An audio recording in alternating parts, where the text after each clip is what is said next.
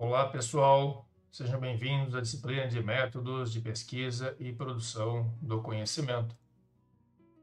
Iniciamos a semana 10 com a aula 2, abordando a estrutura do projeto de pesquisa.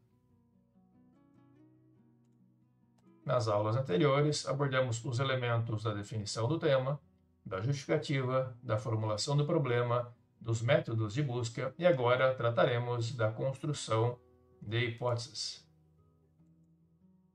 Então, a construção de hipóteses é uma etapa estruturante no delineamento de uma pesquisa científica ou tecnológica, especialmente quando se trata, quando esta se insere no paradigma hipotético dedutivo. Muito mais do que uma suposição preliminar, a hipótese é uma afirmação lógica fundamentada teoricamente que antecipa uma possível resposta ao problema de pesquisa.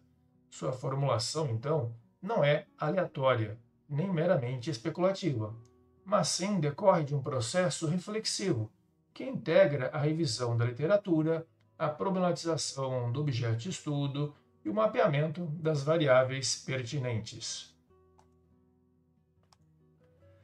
No contexto da ciência moderna, a hipótese representa uma ponte entre a teoria e os dados empíricos, operando como proposição provisória a ser testada e avaliada criticamente à luz de evidências observáveis.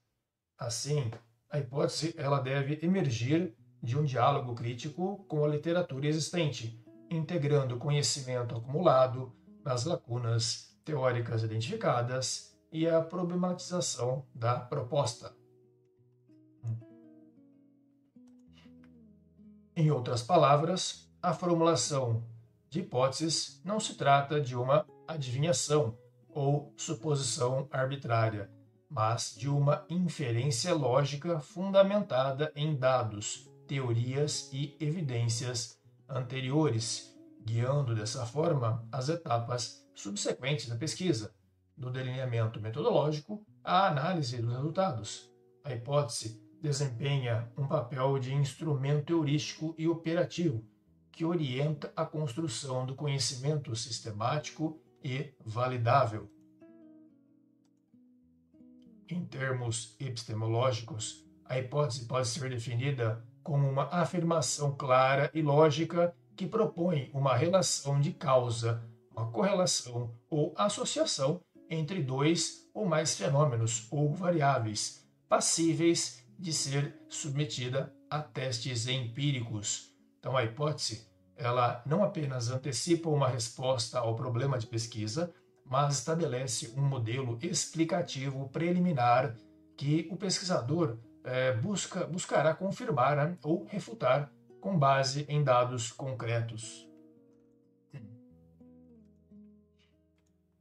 Bom, uma hipótese cientificamente válida, ela deve atender a critérios técnicos e epistemológicos rigorosos. Então, destacam-se entre eles as seguintes características: clareza e precisão. Tá? Então, a hipótese deve ser expressa em linguagem objetiva, específica e técnica, com definições operacionais das variáveis envolvidas. Termos ambíguos ou subjetivos comprometem a testabilidade e a replicabilidade dos resultados. A testabilidade e a falseabilidade.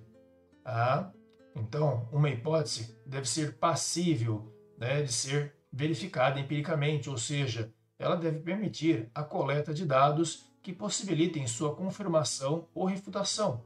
Este é um dos critérios centrais do método científico, como visto nas aulas anteriores, conforme definido por Popper. Outra característica é a relevância científica. Uma hipótese deve estar relacionada de forma direta e significativa ao problema de pesquisa, contribuindo para a solução de questões relevantes ao campo do conhecimento e para o avanço teórico e ou prático da área. Outra característica é a especificidade e a delimitação.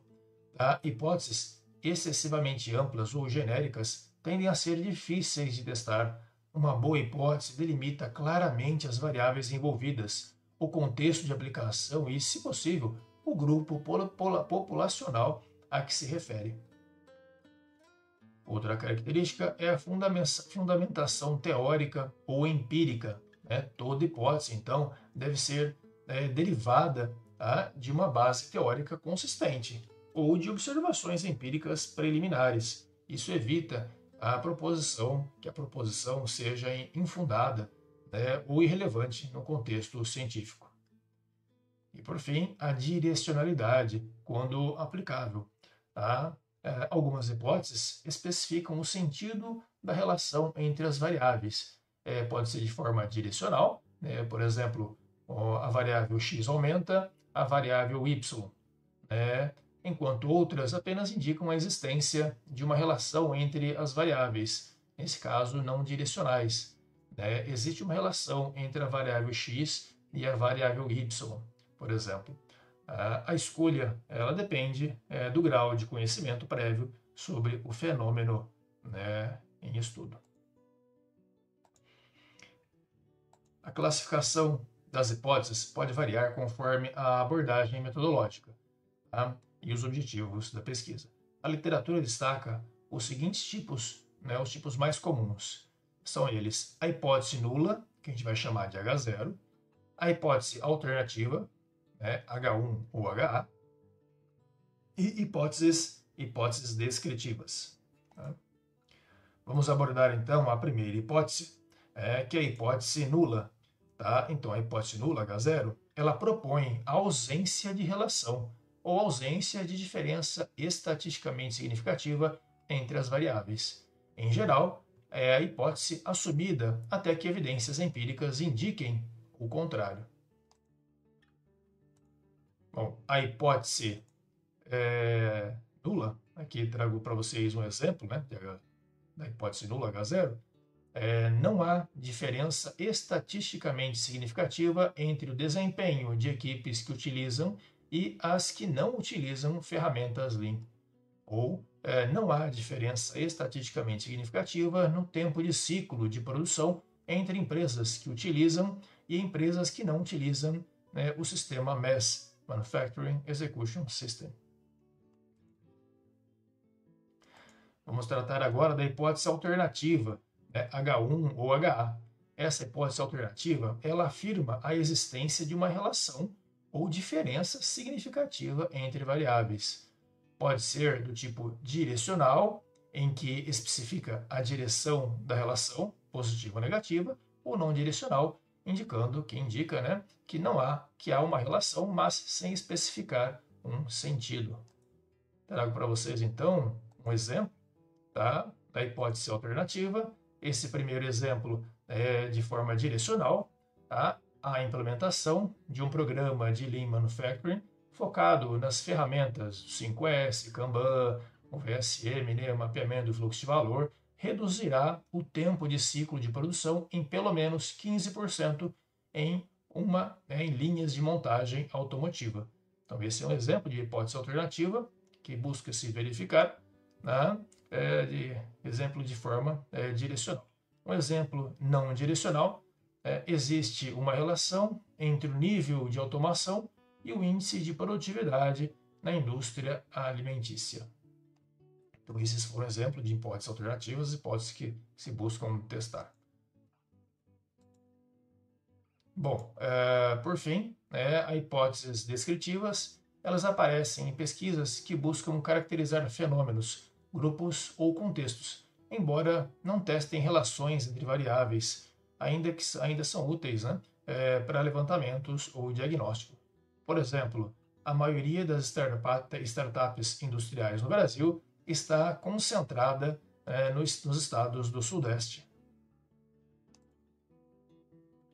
Bom, as hipóteses ocupam um lugar estratégico dentro da arquitetura de um projeto de pesquisa. Elas estão intrinsecamente ligadas à problemática, aos objetivos e à metodologia, funcionando como um eixo integrador entre a teoria e a prática. A hipótese condiciona a forma de operacionalizar as variáveis, define a população-alvo e os instrumentos de coleta, além de orientar a escolha de técnicas analíticas, sejam elas quantitativas, qualitativas ou mista.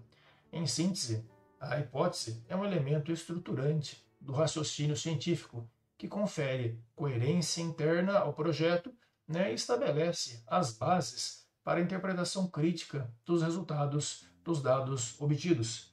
Em contextos tecnológicos e aplicados, a hipótese pode inclusive antecipar soluções inovadoras, contribuindo para o avanço de práticas e processos nos setores produtivos e sociais. Com isso, terminamos a aula 2 da semana 10. Um abraço a todos.